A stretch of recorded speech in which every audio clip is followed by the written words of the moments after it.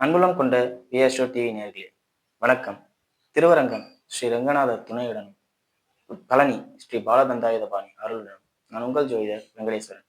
இப்போ நம்ம எதை பத்தி பார்க்க போறோம்னா வைகாசி மாத பலன்களை பத்தி பார்க்க போறோம். பலன்களை பத்தி பார்க்கறதுக்கு முன்னாடி எந்தெந்த கிரகங்கள் எங்கெங்க இருக்கு, எப்பப்ப பயிற்சி ஆகுது அப்படிங்கிறத பார்ப்போம். ரிஷப ராசியில சூரிய பகவானும் புதன் பகவானும், அதே மாதிரி மிதுன ராசியில குரு பகவானும் சுக்கிர பகவானும், வைகாசி 18க்கு பின் குரு கடகத்துல உச்சநிலை அடைகிறார். அதே மாதிரி வைகாசி 25க்கு பின் சுக்கிர பகவான் கடகராசிக்கு வந்துடுறாரு. சிம்மத்தில் கேதுவும், விருச்சக கும்பத்தில் ராகுவும், சனி எப்பவும் போல மீனத்திலையும், மேசத்துல செவ்வாய் பகவான் ஆட்சி நிலையிலையும் இருக்கார். இந்த மாதிரி இருக்கும் போதுல பொதுவா உலக ரீதியா என்ன மாற்றங்கள் நடக்கும்னா, ரிஷபத்தில் சூரியன்கிறது அரசாட்சியை குறிக்கும். நல்ல அரசாட்சி, வருமானத்தை குறிக்கும். வருமானம் சம்பந்த அரசாங்கம் வருமானத்தை எந்த வழியில் ஈட்டப் போகுது, எப்படியெல்லாம் கொண்டு வரப்போகுது அப்படிங்கிறத பத்தி குறிக்கும். அதே மாதிரி போக்குவரத்து சம்பந்தப்பட்ட விஷயங்கள்ல ஒரு முன்னேற்றத்தை கொடுக்கும். ஏன்னா 4ஆம் இடத்துல குரு உச்சமாக போறார். அப்ப வாகனங்கள் துறையிலையோ போக்குவரத்து சம்பந்தப்பட்ட அமைப்புகளையோ ஏதாவது மாற்றம் நடக்கும். நம்ம கூட தெரியும், நம்ம சிஎம் கூட ஒரு ஸ்கீம் கொடுத்திருக்காரு, அனைத்து மகளிருக்கும் போக்குவரத்து இலவசம். ஸோ அதை கூட இந்த காலகட்டத்துல குரு பயிற்சி ஆனதுக்கு அப்புறம் நிறைவேற்றலாம் அப்படிங்கிறத கூட சொல்லலாம். அதே மாதிரி ரிஷபராசியிலே புதன் இருக்கிறது பேச்சு திறமை உள்ள ராசிக்காரர்களா மாறுவாங்க. அதாவது எப்படின்னா, அரசு சம்பந்தப்பட்ட அனைவருமே பத்திரமா, அதாவது டாக்குமெண்டடா போட்டு வச்சிருப்பாங்க. ஏன்னா சூரியன் புதன் சேர்றாங்களா ரிஷபத்துல, வருமானத்தை டாக்குமெண்ட் பண்ணி காமிப்பாங்க. வருமானத்தை கணக்கு காமிக்கிறது அந்த மாதிரி காமிப்பாங்க. செவ்வாய் ஆட்சி நிலையில இருக்கனால காவல்துறை அதிகாரிகளுக்கு இந்த காலகட்டத்துல அதிகமான சலுகை உண்டு. காவல்துறை அதிகாரிகள் எல்லாத்துலயும் மேம்பட்ட வாழ்க்கைக்கு போவாங்க. உயர் அதிகாரிகள் ப்ரொமோஷன் கிடைக்கிற மாதிரி உள்ள அமைப்பு, நிறைய மாற்றம், போலீஸ்னாவே ஒரு மரியாதை அப்படிங்கிற ஒரு அளவுக்கு கொண்டு வரும். இது நாட்டு ரீதியா நடக்கும் அப்படிங்கிறத சொல்லலாம். சரிங்களா? இப்ப வாங்க 12 ராசிகளுக்கும் எப்படி இருக்கும் அப்படிங்கிறத பார்ப்போம். கும்பராசி என்பர்களே, ராசிக்கு 2ஆம் இடத்தில் சனி பகவானின் சஞ்சாரம் ராசிய குரு பார்க்க போறார் அப்படிங்கிறது தான் மெயினே. உச்ச குரு பார்க்கிறார் ராசியாதிபதியை, ராசின்னு சொல்லிட்டேன், ராசியாதிபதியை உச்ச குரு பார்க்கிறார். ராகுக்கு 6ல குரு. இதை 3 மைண்ட்ல வச்சுக்கிட்டு 4ல சூரியனை பார்க்கணும். இந்த சூரியன் 4ல இருக்கும் போதுல எப்படி இருப்பாருன்னா, திருமண அமைப்புல பாதிக்காது, ஆனா கடனையோ எதிரிகளையோ வம்பு வழக்கையோ கொடுப்பார். அது ஏன் திருமண அமைப்பை பாதிக்காது, கடனையோ எதிரியோ வம்பு வழக்க கொடுப்பார் அப்படின்னா, 6ல குரு. சோ குரு வரார். சுக்கிரன் வரும்போதெல்லாம் மனைவியில பாதிப்பு. சுக்கிரன் வராம குரு மட்டும் இருக்கும் போதுல கடன் சம்பந்தப்பட்ட அமைப்பையோ நோய் சம்பந்தப்பட்ட அமைப்பையோ தான் முதல்ல கொடுப்பாரு அப்படிங்கிறத சொல்லலாம். இல்ல எதிர்ப்புகள், அதுவும் உயரதிகாரத்துல இருக்கிறவங்களோட எதிர்ப்பு. உதாரணத்துக்கு சொல்லணும்னா, உங்க ஏரியா கவுன்சிலரு அவங்களோட எதிர்த்துக்கிறது, இல்ல அரசு அதிகாரி ஏத்துக்கிறது, இல்ல அப்பாவை ஏத்துக்கிறது, இல்ல அது எல்லாமே சூரியன் ஆதிக்கத்துல உள்ளவங்க தான். அதாவது கணவன் மனைவி ஒற்றுமை பாதிக்காது, ஆனால் அந்த சூரியன் ஆதிக்கத்துல இருப்பாங்கல்ல, ஏன்னா 7ஆம் அதிபதியே பாதிக்காது, 7ஆம் இடத்தை பாதிக்காது. அந்த 7ஆம் அதிபதிக்கு ஈக்குவலா ஒருத்தவங்க இருப்பாங்கல்ல, சூரியனுக்கு நிகரான இவர்கள், சூரிய காரகத்துல உள்ளவங்க, அவங்களெல்லாம் இந்த நேரம் அவங்களோட நீங்க வாலண்டியரா போய் சண்டை போடுவீங்க, இல்ல அவங்க உங்கள்கிட்ட சண்டைக்கு வருவாங்க அப்படிங்கிறத சொல்லலாம். அரசுக்கு எதிரான வெறிகளை நீங்க செய்யவே வேண்டாம். செஞ்சீங்கன்னா மாட்டிக்குவீங்க. சந்திரனோட ராகு, அதாவது உங்க ராசி கும்பத்துல சந்திரன் இருப்பாரு, அதுல இப்ப ராகு வர்றாரு. சந்திரனோட ராகு இணைவுங்கிற மாதிரி தான் இது அமைப்பு. குரு ராசியாதிபதியை தொடர்பு கொள்றார். 2, 12, 10 இது 3ஐயும் பாக்குறாரு. சோ இது லாபம்ங்கிற பேர்ல நஷ்டத்தை கொண்டு வந்து விட்டுரும், ஆதாயம்ங்கிற பேர்ல இழப்பில். நான் ஆரம்பத்திலே சொல்லிட்டேன், கடன் வாங்குற அளவுக்கு உள்ள சூழ்நிலைகளை கொடுத்துரும், இல்லாட்டி எதிர்ப்புகளை நல்லதுன்னு நினைச்சுக்கிட்டு கெடுதலை பண்ணிக்கிறது, மருந்துன்னு நினைச்சுக்கிட்டு நோய் அதிகமாகிற மாத்திரையை சாப்பிட்டுறது. இது நார்மல். இப்ப ஒண்ணும் இல்லை, கிட்னிக்கு மாத்திரைகள் அதிகமா போட்டா பாதிக்கும் அப்படிங்கிறது எல்லா டாக்டர்ஸ்க்குமே தெரியும். ஹெவி டோசேஜ் மாத்திரை போட்டா கிட்னி பாதிக்கும் தெரியும். ஆனா இந்த நேரத்துல உங்களுக்கு சுகரோ பிரஷரோ ஏதோ ஒரு வியாதி அது கண்ட்ரோல் ஆகணும்னா இந்த ஹெவி டோசேஜ் மாத்திரை போட்டணும் அப்படிங்கிற ஒரு சூழ்நிலை வரும். வலி மாத்திரைகள் வலி மருந்து எடுத்துக்கிட்டோம்னா வலிக்காது, பட் அந்த வலி மருந்து கிட்னியை பாதிக்கும். அதாவது நல்லதுன்னு நினைச்சுக்கிட்டே நமக்கு கெடுதல் பண்ணிக்கிறது. குருனா யாரும் இல்லை, அவர் தான். குரு மட்டும் நமக்கு நல்லது பண்ற மாதிரியே கெடுக்கிறவர். எந்த வாத்தியாரும் தான் ஸ்டூடெண்ட்டை கெட்டு போகணும்னு நினைக்க மாட்டாங்க. ஸோ நல்லது பண்ற மாதிரி கெடுக்கிறது இந்த நேரத்துல நடக்கும் அப்படிங்கிறத சொல்லலாம். இதை கொஞ்சம் கவனமா பார்த்துக்கிறது ரொம்ப ரொம்ப ரொம்ப நல்லது. சரிங்களா? மற்றபடி எந்த ஒரு குறையும் இல்லை, எல்லாம் நல்லா இருக்குன்னே சொல்லலாம். இந்த நேரத்துல உங்களோட சுயமொழிவு தான் கரெக்ட் அப்படிங்கிறதையும் நான் சொல்லுவேன். இப்போ நான் ஜோசியர், நான் இந்த வீடியோ போடுறேன், நான் உங்களுக்கு நல்லதுக்கு தான் இந்த விஷயத்தையே சொல்றேன்.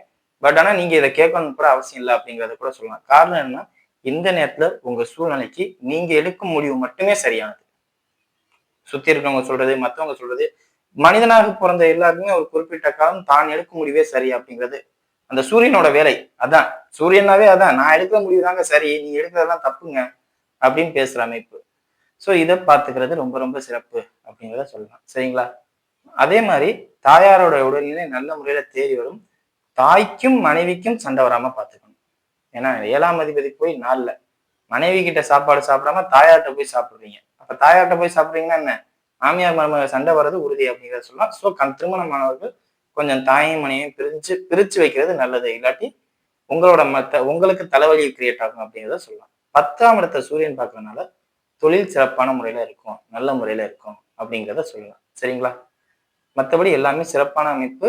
பணம் வருகை தரும். அது கடன் பணமா, வியாபாரத்தில் வந்த பணமா அப்படிங்கிறது உங்களுக்கு தான் தெரியும். சரிங்களா? வாங்க நட்சத்திர ரீதியான பலன்களை பார்ப்போம். அவிட்ட நட்சத்திரக்காரர்கள். அவிட்ட நட்சத்திரக்காரர்களை பொறுத்தவரை நட்சத்திராதிபதினு சொல்லக்கூடிய செவ்வாய் ஆட்சி நிலையில இருக்கார். இது ஆண்களுக்கு சிறப்பு. ஏன்?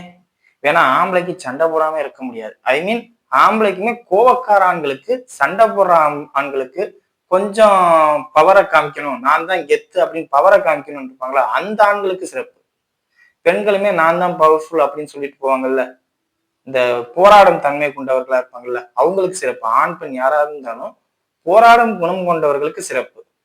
செவ்வாய் ஆட்சி நிலையில இருந்து 6ஆம் இடத்துல குரு வரும்போதுல எதிரிகள் வர வரதான் இந்த ஒரு படத்துல கூட டைலாக், சூப்பர் டைலாக், பெட்ரோல் எதிரிங்க வந்து நெருப்பு, கேஜிஎஃப் படத்துல வர டைலாக், எதிரிங்கெல்லாம் பெட்ரோல் மாதிரி, ராக்கி பாய் நெருப்பு மாதிரி வர வர குபு குபுன்னு எரிவார, அந்த மாதிரி நீங்க எரிஞ்சுக்கிட்டு இருப்பீங்க. அந்த எரிதலாலே எல்லாமே துவம்சமாயிருவாங்க அப்படிங்கிறத சொல்லலாம். எதிர்த்து சிம்ம சொப்பனமா எல்லாருக்கும் தெரியுங்க. சாஃப்ட் கார்னரா அமைதியா இருக்கிறவங்களுக்கு தாங்குற சக்தி அதிகமாகும். ரொம்ப பிரச்சனைகளை தாங்குவீங்க, இறைவனிடம் போய் மன்றாடுவீங்க அப்படிங்கிற ஒரு சூழ்நிலைகள்லாம் வரும்.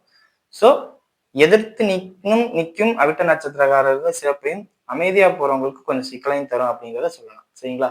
முடிஞ்ச அளவுக்கு உங்களுக்கு நீங்க எதிர்த்து நிற்காட்டியும் பரவாயில்ல, உங்களுக்கு யார் பாதுகாப்பா இருப்பாங்களோ அவங்கள்ட்ட உங்க பிரச்சனைகளை சொல்லிருங்க. இல்லாட்டி அது போக போக போக இன்னும் கடுமையா பாதிக்கும் அப்படிங்கிறத சொல்லலாம். சரிங்களா? மற்றபடி எந்த ஒரு பாதிப்பும் இல்லை. தொழில் நல்லா இருக்கும். தந்தைக்கும் உங்களுக்கும் இடையே உண்டான வாக்குவாதம் கொஞ்சம் சிறிதளவு பெருசாகிக்கிட்டே இருக்கும். ஸோ அது தப்பு கூட தந்தை மேலே இருக்கும் இந்த நேரத்துல அப்படிங்கிறத சொல்லலாம்.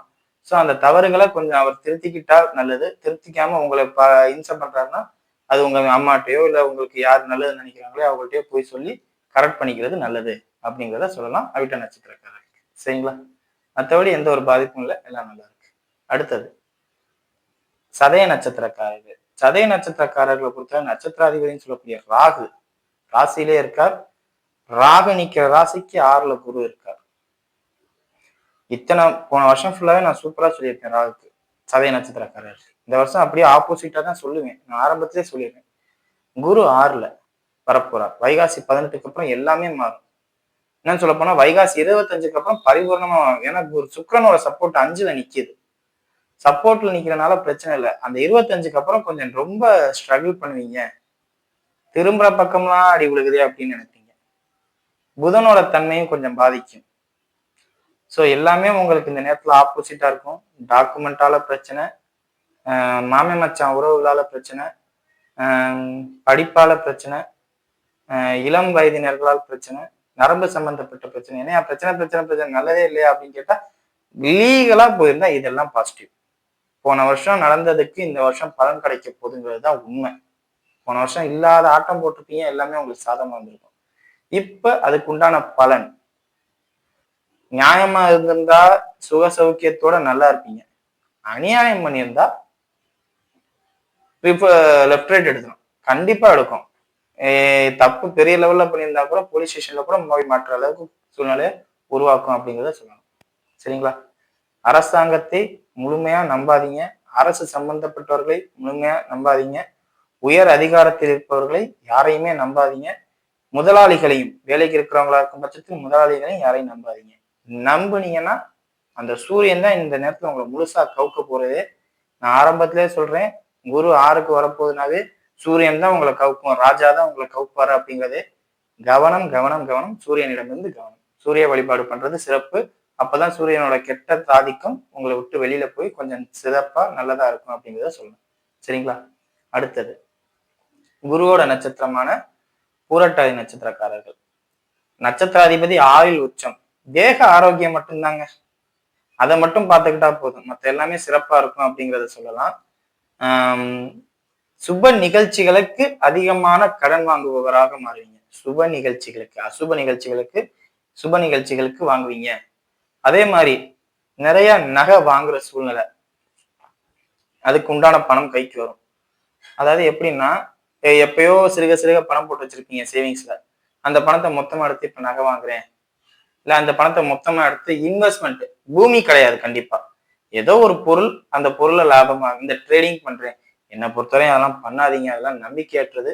பட் இருந்தாலும் அதுல விதி இருக்கிறவங்களுக்கு இப்ப நேரம் நல்லா இருக்குங்கும் போதுல இந்த மாதிரி அமைப்புகளை முன்னேறுவாங்கனால வாய்ப்பு இருக்கு அப்படிங்கிறத சொல்லலாம்.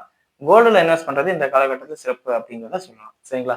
மொத்தத்துல உங்களுடைய பணம் உங்க கைக்கு வர நேரம் சிறப்பான அமைப்பு அப்படிங்கிறத சொல்லலாம். ரொம்ப நாளைக்கு முன்னாடி கொடுத்த பணம் வராதுன்னு நினைச்சுக்கிட்டு இருந்த பணம் கூட இந்த காலகட்டத்துல கைக்கு தேடி வரும் அப்படிங்கிறத சொல்லலாம். சூரியனோட அமைப்பு முழுக்க முழுக்க பாசிட்டிவா இருக்கு. வெளிநாட்டுக்கு போகணும்னு நினைக்கிறவங்க இந்த காலகட்டத்துல கொஞ்சம் வாய்ப்பு கம்மி. வேணா 7ஆம் அதிபதி நல்ல முறையில 4ஆம் இடத்துல பெர்ஃபெக்டா உட்கார்ந்துருக்காங்க. கணவன் திருமணம் மாணவர்களாக இருக்கும் பட்சத்தில் வெளிநாட்டை பத்தி சிந்தனை பண்ண வேண்டாம். திருமணம் ஆகாதவர்களாக இருந்தா வெளிநாட்டை பத்தி சிந்தனை பண்ணுங்க. காரணம் என்னன்னா, அந்த நண்பர்கள் பிரிவினை அப்படிங்கிறத ஏற்படுத்தும். கணவன் மனைவி பிரிவினையை இந்த நேரத்துல ஏற்படுத்தாது. சுப சௌக்கியத்தோட வாழலாம் அப்படிங்கிறதையும் சொல்லலாம். தந்தையிடமிருந்து கொஞ்சம் அவரோட உடல்நலை பார்த்துக்கணும். இல்லாட்டி நீங்க அவர்கிட்ட 10 அடி தள்ளி நிக்கணும். ரெண்டுல ஏதாவது ஒன்று நடக்கும். அதாவது உங்களோட அவர் கிளாஷ் ஆவாரு, இல்ல அவருக்கு உடல்நல பாதிப்பு அப்படிங்கிற அமைப்பு இருக்கு. ஸோ இதை பார்த்துக்கிட்டாவே போதுமானது. மற்றபடி எல்லாமே சிறப்பான அமைப்பு அப்படிங்கிறத சொல்லலாம். சரிங்களா? வீடியோ இப்பதான் ஃபர்ஸ்ட் டைம் பார்க்குறது இருந்தா லைக் பண்ணுங்க, ஷேர் பண்ணுங்க, கமெண்ட் பண்ணுங்க. சேனலை மறக்காம சப்ஸ்கிரைப் பண்ணுங்க. எதுவும் ஜோதிட ஆலோசனைக்கு கீழே உள்ள நம்பருக்கு கால் பண்ணுங்க. நன்றி.